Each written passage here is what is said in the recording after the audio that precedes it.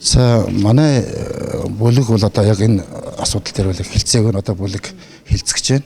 Зөвхөн хувийн төлөөлөгчийн байр сууриас хандах юм бол одоо өнөөдөр бид нар цаг хугацааны хувьд бол одоо албан тушаал, ажил албан тушаал ярилцах цаг болоог байна.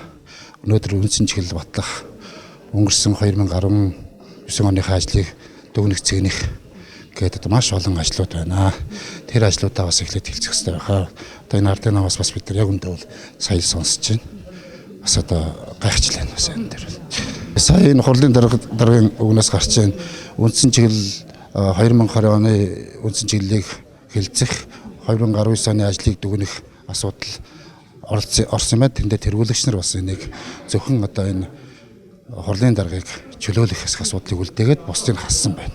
Энэ дээр бол одоо хувь төлөөлөгчийн байр суурь бол бас эмзэглэвчтэй хандж байгаа. Буруу шийдвэр гаргасан байна л гэж үзэж байна.